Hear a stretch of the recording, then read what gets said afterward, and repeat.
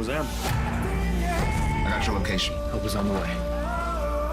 You're lucky I was close by. Just admit it. You kind of like this. The coffee's good. A new Tracker, Sunday after The Equalizer on CBS and streaming on Paramount Plus. Okay, people, let's hit it. I'll go in there. I'll quietly track him. That is a whopper. He's part of this team now. Where to next? The Equalizer, Tracker, and CSI Vegas return Sunday on CBS and streaming on Paramount Plus.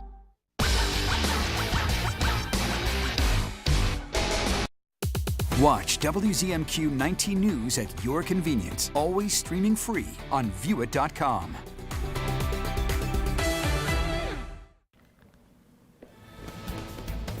Good evening, everyone. I'm Sarah Blakely. Tonight on your WZMQ 19 News, more than a dozen people are getting help from the American Red Cross after a deadly home explosion in Iron River over the weekend. Tonight, how the Red Cross provides more than just financial assistance. Plus, Michigan State University students hold a demonstration at the state capitol today, 1 year after a deadly shooting on their campus. The message they hope to send to lawmakers. And early voting begins in Michigan this Saturday. Some reminders from the Secretary of State's office. Your 19 News starts now.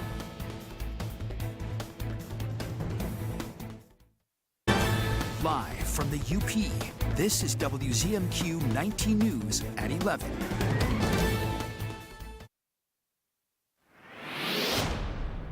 No doubt a cold day today, and now we have winter weather advisories across the area that will go into effect and be with us for a little bit through your Saturday mornings. You can see here winter weather advisories basically for the coastal water counties of the UP. So all in all, going to be a little wintry, it looks like, as we head on into tonight. Some snow showers out there. Otherwise, just some cloudy skies. Going to be cold with temperatures into the teens across the area. More in your forecast coming up in just a few. Thank you very much, John. The American Red Cross is helping to provide disaster relief for the home explosion in Iron River, which claimed a life Saturday and forced over a dozen people to evacuate their homes. WZMQ's Iron Mountain Bureau reporter Amy Doyle has more on how donations can help support agencies like the Red Cross, providing assistance to those impacted by disasters. Saturday's deadly home explosion prompted families from 10 nearby homes to evacuate. Catherine Halverson, the American Red Cross North Central Wisconsin Division's executive director, says ongoing support is being provided to the 14 people affected. Our caseworkers have 3 cases that they've opened, just one to add to the 2 yesterday that was open. So we have 3 total cases open right now with our volunteers, and they'll be supporting those clients every step of the way, and that could include some financial assistance. The North Central Wisconsin branch covers a significant portion of the Upper Peninsula and supports locals and tribal communities in the region. It collaborates closely with churches and dispatch teams like the fire department for rapid disaster response. The Red Cross has been providing food to those affected in Iron River and stands ready to help with shelter. Really, these casework volunteers, they're providing follow-up with clients soon after that disaster, and then they provide support every step of the way, whether it's resources for long-term support. We can also help with ongoing medical needs, replacing medications that were lost maybe, as well as medical equipment. Halverson says often when a disaster strikes, the American Red Cross provides support that extends beyond monetary assistance and into the realm of emotional support for traumatic situations. We also work to help connect them to local mental health resources. So it's really a collaboration of, we are kind of a one-stop shop to give everybody the resources they need, even if it's outside of us. When you're supporting the Red Cross and making a financial donation, that will go towards that Red Cross disaster relief category. Michigan State Police are still investigating the cause of the explosion. The American Red Cross will provide ongoing support for as long as there are open cases relating to this disaster. Amy Doyle, WZMQ 19 News, Iron Mountain. Michigan State University students gathered on the Capitol lawn today to memorialize 1 year since the shooting that took the lives of 3 students. Our Michigan Capitol correspondent Sophia Murphy was at that event where 2 student activist groups called for lawmakers to do more to protect the lives of students in Michigan and beyond. And remember that we are stronger together. 1 year ago today, organizers from Sit Down MSU and Students Demand Action gathered at the Capitol for an event just like this one in the wake of a shooting that took the lives of 3 of their peers. A lot has happened within the year while simultaneously so little has changed. Many of us don't have the privilege to only pay remembrance on the one-year anniversary because that night has haunted our thoughts for the last 365 days. Today they came together again to memorialize the lives of Ariel Diamond Anderson, Brian Fraser, and Alexandra Verner. We can't accept this as normal. I refuse to let future generations grow up like we have, living in constant worry that any day could be their last. The students talked with lawmakers in the Capitol, thanking those who worked to pass the gun reform that went into effect this week, and pushing them to continue working on policies to end gun violence in Michigan. Let's use our power for good, for love, for change. Sailor Reinders is a third-year student at MSU and a co-leader with Students Demand Action. She was one of many who spoke up during the event, talking about the 120 Americans who lose their lives to gun violence every day in the U.S., and pushing for attention on a national level to what the students called an epidemic. I've learned that we cannot endure this alone. Today, let's tell our legislators what this cause means to us. In the days ahead, let's educate our friends and families, and in a week and a half, go out and vote in the primaries. The groups pushed lawmakers to talk with our congressional legislators to create policy that would add safeguards like the ones just instated in Michigan into federal law, saying that as an interconnected global community, more needs to be done to end gun violence everywhere for everyone. Please don't forget, don't lose sight, and please make change. For Michigan's capital, Sophia Murphy, WZMQ 19 News.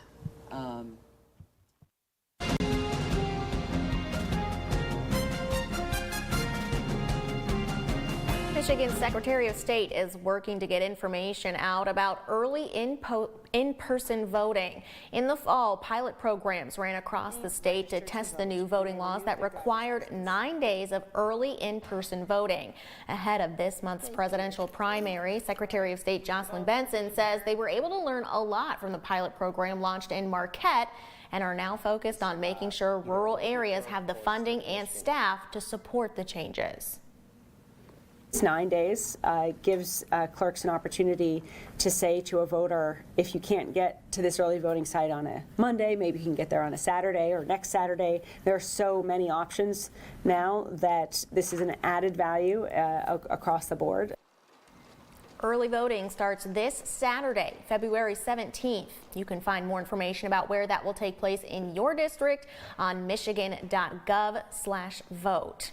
The presidential primary in Michigan is February 27th, a little less than 2 weeks away now, and in Delta County, early voting will be held at the Wells Township Hall from 8 a.m. to 4 p.m., continuing through Sunday the 25th.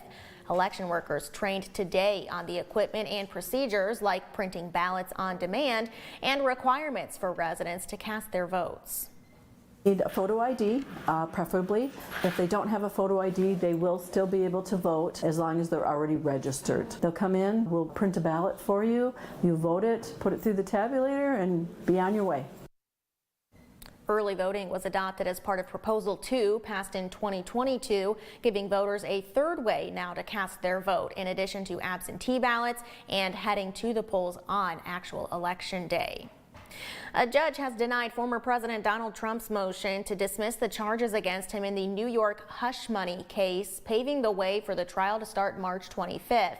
Christian Benavides is at the court in Manhattan with more on that, plus what went on today in connection with another criminal case against the current GOP presidential frontrunner. Former President Donald Trump blasted a New York judge's decision to proceed next month with a criminal trial against him. So it's a very unfair situation. They want to keep me nice and busy so I can't campaign so hard. Trump was indicted in Manhattan last March on 34 felony counts of falsifying business records tied to his alleged role in a payment to adult film star Stormy Daniels. Prosecutors say the money was an attempt to influence the 2016 presidential election. The former president once again denied any wrongdoing. It's not a crime. We're here for something that is not a crime. The New York case will now be the first of Trump's 4 criminal indictments to go to trial. After the hearing, the current GOP frontrunner told reporters how he plans to juggle the trial with the upcoming election. I'll be here during the day and I'll be campaigning during the night. Separately, in an Atlanta courtroom, Fulton County District Attorney Fonnie Willis took the stand as part of a hearing over whether she should be removed from Trump's Georgia election interference case because of her personal relationship with Special Prosecutor Nathan Wade. It seems today that a lawyer writes a lie, and then it's printed for all of the world to see.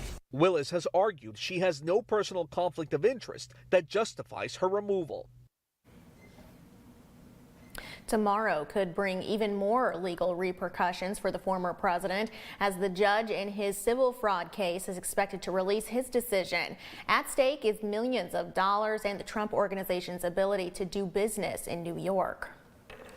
Your first morning weather forecast is coming up after this break. Plus, the sled dog celebrations continue through the weekend in Alger County. Tonight, what you'll find at Grand Marais Winterfest.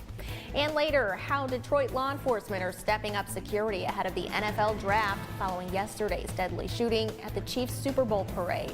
We're back in 2 minutes. 19 News is brought to you by Kirkish Furniture. The wait is over. England Furniture's quick shipping is back at Kirkish Furniture. Choose your style and fabric and receive your furniture in as little as 30 days. Browse our in-stock selection or let our staff help you customize the perfect sofa or chair. Plus, 1 year free financing and free delivery. Get ready for a brand new season of Collector's Call with all new collections. Collector's Call, Sundays at 6:30 on MeTV 19.1. John's Auto is quickly becoming everybody's favorite place to buy get their car fixed. John's Auto is quickly becoming everybody's favorite place to fix their car. Was that right? For a better service experience, come to John's Auto Market. Why do I keep forgetting that word? Experience. Okay, go. 3, 2. For a better service experience, come to John's Auto Market. And don't forget, Tonight on The Late Show, Billy Joel is here. Tonight, he's letting the Knicks use Madison Square Garden. A new Late Show tonight on CBS. New fun and games are here. I'm Jerry O'Connell inviting you to come and play Pictionary on WZMQ TV 19. Kiss the cold weather goodbye and embrace the warmth and fun of the Caribbean without leaving your couch. One Caribbean Television is your Caribbean connection. Whether you visit the Caribbean for fun or to renew family ties, One Caribbean Television keeps you informed 24/7. Get the latest news, weather forecasts, Caribbean entertainment, and carnival action. If you long for the fun and sun of the Caribbean, download our app now to watch One Caribbean Television on the go, live or on demand. I'm Sophia Murphy at the Capitol in Lansing, only on WZMQ 19 News. Now, WZMQ 19 News First Warning Weather with Ariane Stasek. No doubt you see some snow. Winter got its grip right here into the UP, and as we head on into tonight and into the overnight, going to be cold out there. Single-digit wind chills possible into some areas as we head in the morning, as you head out and about getting ready for your TGIF and getting ready for the weekend. Still a little cold, so you got to start up that car possibly, maybe get a little remote starter and get that warmed up as you head out and about for your Friday activities. Last day before the big weekend. Remember, a holiday weekend with President's Day on Monday. As you can see here, as we head on into possibly Friday night, date night, it's going to be cold across the area with those wind chills into the single digits or so. And we continue that as we head on into Saturday. As we take a look at First Warning Weather Futurecast here. You can still see some streamers coming off the lake, so some snow showers here and there, and that's where some of these winter weather advisories will be in effect. We miss out on those advisories here in Marquette, but nonetheless still could see a little bit of a snowflake or two or just a cloudy sky. Kind of lasts through the nighttime, and as we head on into Saturday, maybe a leftover snowflake or two as those winds will shift and bring the snow to other locations, but places like Houghton and up there to the north, I could see a little bit of a snow shower or two. So all in all, this is what we look for the potential snow total over the course of the next few days. Not a lot here in the Marquette, but I could see a good 7 to 8 inches in other locations across much of the UP. So all in all, if you're near the waters, take it easy. Here's fun in the snow nearby Minnesota. This girls hockey team out there in Stillwater, they're enjoying the snow. So as you know, snow can't be bad. It's part of life here. So why not have fun in it instead of shoveling it all the time? They're making snow angels out here on the ice. Pretty nice out here. This compliments of course, Twitter and our friends out at Guam News Now, our sister station, by the way. All right, zone outlook as we head out into Marquette for tonight. Temperatures into the teens. It's going to be cold out there. Cloudy skies otherwise, a little breezy, so it's going to feel, again, into the single digits into some areas. As we plan the day tomorrow, we're looking at temperatures to be into the 20s, low, maybe mid-20s with a few flurries here or there here in Marquette, but other locations could see a little bit more of a snow shower and a pretty moderate accumulation of snow before it's all said and done with. So be prepared for that and make sure that you dress appropriately. Here is your 7-day outlook for Marquette and basically beyond. You're going to see a little chance of a snowflake here or there as we head on into tomorrow, but other places might see a little bit more. Saturday and Sunday not looking too bad. Lots of clouds out there. Temperatures still staying cold into the mid to upper 20s. Overnight lows improve a little bit for Sunday night. Monday is a holiday. No bank service, no post services, and a lot of government offices will be closed. We'll see a little bit of sunshine out there. Temperatures into the 30s and a little warm up as we head towards next Wednesday with a little bit of a wintry mix, and the next Thursday temperatures into the 20s with snow showers. Thank you very much, John. The sled dog celebrations around the UP continue despite the cancellation of all of the races this year. After having some fun at the Festival of the Sled Dog in Marquette tomorrow, head on out to Grand Marais on Saturday for Winterfest. Grand Marais is the halfway checkpoint for the UP 200, but organizers still wanted a way to celebrate the races. What we decided to do was to try to keep Saturday, which is typically our race day, as our Winterfest day. So we're inviting people to come up and enjoy the day anyway. It'll just be a little bit different. We won't have the sled dogs coming in for the race. There will be a raffle and silent auction, cornhole and bingo tournaments, a cardboard sled decorating contest, sled dog demonstrations, and the classic pie by the slice. For a full rundown of events at Winterfest on Saturday, just head to WZMQ19.com after the show. The Upper Upers Barbershop Chorus made its way back to the UP stage for a busy Valentine's Day. The chorus has been absent since the pandemic, but came back just in time for the Day of Love. The group rehearsed songs like Heart of My Heart and I Want to Grow Old With You to perform for loved ones. Each gift recipient got a rose, local chocolates, and even a reaction phone printed on the screen.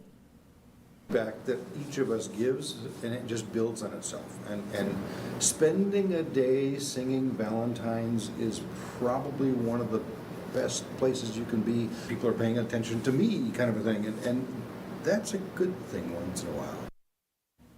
The chorus is looking for more members. For more information on how to join, just head to our website.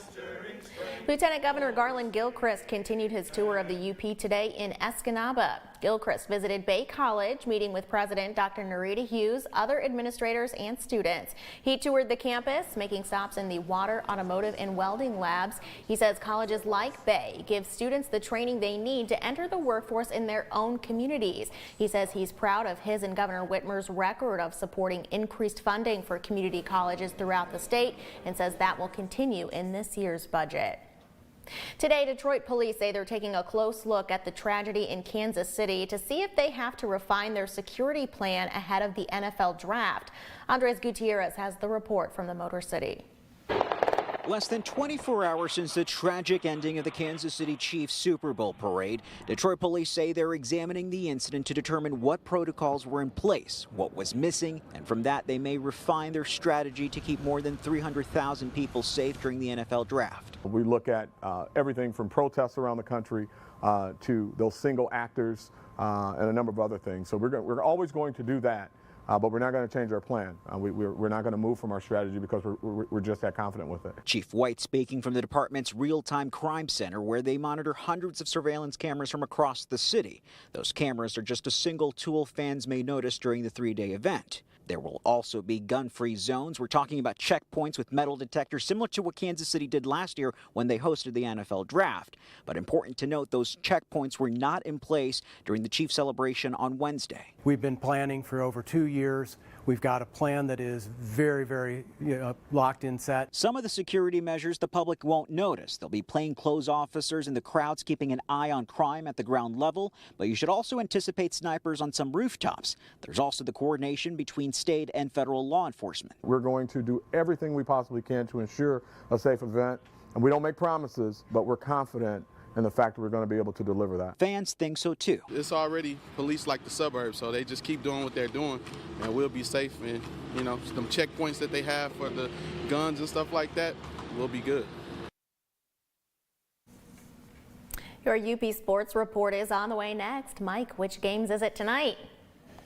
Well, a pretty good one in Marquette on the boys' side as Negaunee visited the Sentinels. We'll take a look at that, and I was just thinking, wait, Kansas City hosted the draft? Kansas City won the Super Bowl. Detroit hosts the draft? Okay, that's a ways away. We'll be right back. All next week on The Jennifer Hudson Show. Celebrate HGTV Week with your favorite design duos. Stretchy pants. We've been fired. Yeah. And on my next show, from Bob Hart's Abishola, we've got Billy Gardell. Plus, a deserving guest gets a big surprise. The Jennifer Hudson Show, tomorrow at 5 on WZMQ TV CBS, followed by 19 News at 6. Shriners Hospitals for Children is awesome. Wow, I was a really cute kid. But it's true, Shriners Hospitals for Children is awesome. The first time I went to Shriners Hospitals for Children, I was 2 months old. Since then, they have helped me with over 18 operations and thousands of rehabilitation hours. Because of their care, now I live a full, independent life. I got my driver's license, and I'm going to college. It's amazing to know that there's someone looking out for me and my family. And it isn't just the doctors and nurses who have been looking out for me. It was you. Thank you. Thank you. Thank you. So let's keep this amazing story going. All you have to do is go to loveshriners.org, and you'll be a part of something special too. Thank you so much. PTSD isn't something that is just going to go away on its own. Treatment works. It helps. There's no shame in treatment. Just do it. Your world will be so different afterwards. It's a warrior sickness. It's not a coward sickness. Never too late. I guarantee you it'll help you. It will change your life. It turned my life around. You can find peace. Never thought I could feel this good. Walk through those doors, take the step. Go get help. It's the best and bravest thing you could ever do. Treatment works. Good evening, everyone. Marquette is the hottest boys basketball team in the Upper Peninsula, 13 in a row for Rich Leedy's squad. The Victor's Cup is on the line as the Sentinels host the Negaunee Miners. Not too many open seats tonight at the Barb Krill Gymnasium. Second quarter action. Kyler Sager brings the ball to the front court. Nobody sticks a hand in his face. That's a green light for three, puts it down. Marquette up 23-19. Negaunee responds quickly. Baron Heslip, Jordan Gannett. From the outside, he had 19. Miners trail 23-22. Marquette's next possession, Kyler Sager inside the Jack Quinnell. Nice spin, using the left hand, off the window. Sentinels back up by 3. Then it's Jacob McPhee to Wyatt Lankinen, and that one is good from the outside. Marquette up by 6. Then Kyle Waterman, Baron Heslip, Jordan Gannett, Gavin Saunders for 3. Marquette still had the lead at the half, 34-31. Sentinels dominate the third. Press defense leads to a steal, and McPhee is all by himself, so you know what's going to happen right there. The dunk. Marquette led by 8. Negaunee took a few tries, but finally broke the press. Saunders to Matthew Peters for the layup here. And that was the last time, though, Negaunee was within single digits. Jackson Jermu spins and scores. And when Zachary Leonard knocked down a 3 ball, Marquette was up 20 at 53-33, a 19-2 run to start the quarter. Marquette cruised from there, posting a 63-50 victory. Coach Rick Leedy now has 14 wins in a row. Negaunee played our worst half of the year. I felt in the first half of that game, kind of got too far behind to catch up. Then we kind of laid an egg against Westwood at home, lost in overtime. And then we had a couple weeks off. And really, you know, the kids just worked their butts off. They realized, you know, we had a long talk, had a discussion about what it meant to be a great team. And they bought in and worked their butts off. Lieutenant Governor Garland Gilchrist presented the Victors' Cup to the Sentinels after the game. Marquette returns to action Saturday at home against Minocqua Lakeland of Wisconsin. Negaunee, I believe, is done with the regular season and now waits for the districts to begin in about a week and a half. Let us go to Westwood, where the Patriots were entertaining the Calumet Copper Kings. Mason Yedigo there, 28-11 Westwood in the third. Copper Kings hanging in there. Alan Bajorn give the assist to Gavin Sturos, but the Copper Kings are still down 15. They get an 18-point lead here as Ethan Marta will drain one from the outside. Ryan Sturos will hit one from behind the arc, but Calumet just not able to catch up in this one. Westwood gets the home win, 54-34. To the boys' scoreboard, not too many tonight.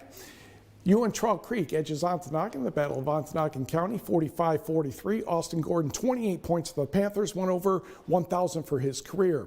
Jeffers easily over Chassell, 75-39. It was Ironwood, 55, Watersmeet, 38. Dollar Bay takes care of Baraga, 53-40. Munising and Brimley were canceled. And in double overtime, Frankfurt gets past Rudyard, 55-49. Turning to women's basketball, we go to Iowa. Caitlin Clark passed Kelsey Plum of the University of Washington on the NCAA all-time scoring list, 127 points. Here comes the basket, and as the announcers always seem to say, from the logo, for crying out loud. That's pretty impressive. I agree with that. She ended up with 49 points and 13 assists. She shot 9 of 18 from three-point range. Iowa won this game 106-89. Michigan had 6 players in double figures, and you certainly can't tell by that score, unfortunately. To the GLIAC. Grand Valley State a winner over Wisconsin Parkside on the women's side, 76-63. Escanava's Nicole Kameen, 11 points and 7 rebounds. Wayne State easily over Lake Superior State, 88-49. Forest Park's Mercedes Simmons had 21 points and 9 rebounds. Purdue Northwest another win, 71-60 over Davenport. For the men, Lake Superior State double overtime gets past Wayne State, 92-90. It was Ferris State defeating Saginaw Valley 78-72. Marquette's Veas Krazulis had 7 points, 5 assists, and 4 blocks for Ferris. To the girls' basketball scores now. Ishpeming over Escanaba, 61-46. Lily Johnson, a school record 44 points in Gladstone's victory over Gwynn. Houghton gets revenge on Marquette, 56-42. It was Calumet, I believe revenge here as well, 46-44 over West Iron County. Lakeland and Humboldt slides by Hancock, 42-40. It was Jeffers 37, Chassell 23. Ireland McGeeshik had 32 for ETC, and the Panthers beat Ontonagon, yes, in the Battle of Ontonagon County, 56-33. It was Wakefield Marinisco, 18 better than Bessemer, and Ironwood an easy time over Watersmeet. Baraga 66-27 over Dollar Bay. It was Forest Park, 58-35 over North Dickinson. A win for Norway, barely over Niagara by 1, and Iron Mountain also a 1-point winner over Kingsford. Stevenson 50, Manistee 41, Bark River Harris 8 better than Kearney NATO. North Central easily over Rapid River, and Munising even easier over Superior Central. It was Newberry upending St. Ignace by 4, and Brimley's a 4-point winner over Pickford. We did not hear from Rudyard and Sault Ste. Marie, and Cedarville Detour a victory over Engadine 50-34. And high school hockey tonight, they're starting to wrap up the regular season, and Calumet blanked Kingsford by the score of 2-0. And of course, big games coming up tomorrow. All kinds, we'll be around, don't worry. There's also a big hockey game in Marquette tomorrow as the Sentinels will be hosting Houghton. We'll be right back. Shop our huge selection of Amish crafted dining room sets at Kirkish Furniture in Houghton. Browse our large in-stock collection and customize with a special order. With 1-year no-interest financing available, plus free delivery. Shop Kirkish Furniture today.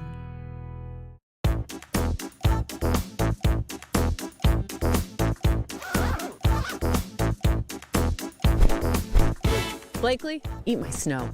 In your dreams, Stasic. Sarah, Sarah? Yeah. Something's off. Yeah, I was just thinking that same thing. I think we forgot something. Watch the Festival of the Sled Dog powered by NMU. Live broadcast coverage brought to you by Range Bank and Queen City Running Company. Beginning Friday, February 16th at 7 on WZMQ TV 19. Here's your WZMQ CBS. This is Home Community Calendar.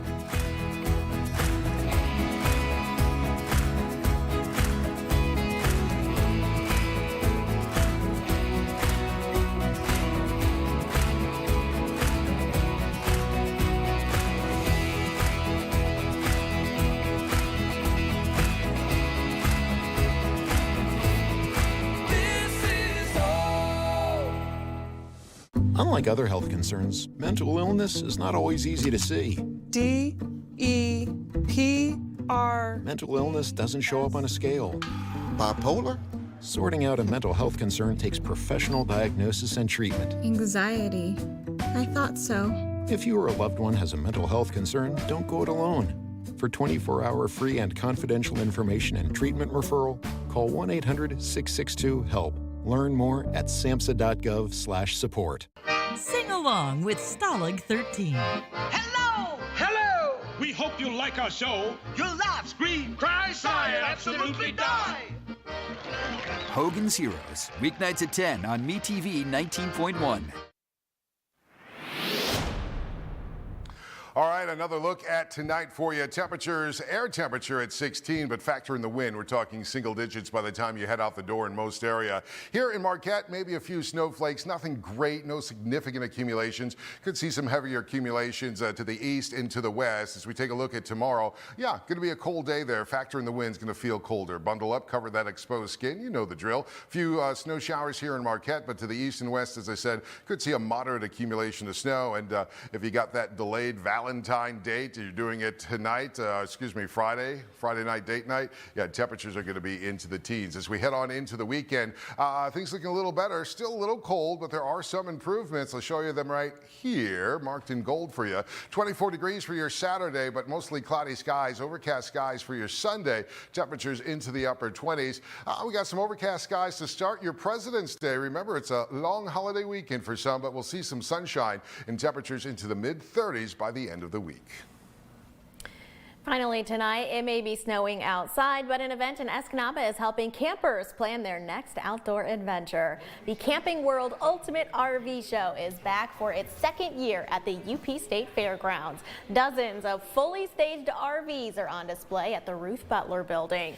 With popular brands and new models, Camping World staff say there's something for everyone, whether you're more of a camper or more of a glamper. A lot different than what it used to be. You've got air conditioners, you've got fireplaces, you've got 50-inch TVs in some of these, right? So it's a way to get out and about, whether it's local or if you're traveling the country. You're basically bringing your favorite room on the way to your destination. Camping World's Ultimate RV Show continues tomorrow and Saturday from 10 to 7 and Sunday from 10 to 5. Admission and parking are free, and there will be food trucks on site throughout the weekend. That'll close it out for us tonight. We'll see you back here tomorrow for the Festival of the Sled Dog. Race to savings at Menards. Mastercraft makes great doors inside and out, building the highest quality doors at the best price. Design your door your way with our easy step-by-step design program, or choose from our great in-stock selection, ready to take home today. Lock in great savings with our huge selection of Schlage door locks. Menards carries over 200 options of Schlage locks across several finishes and styles.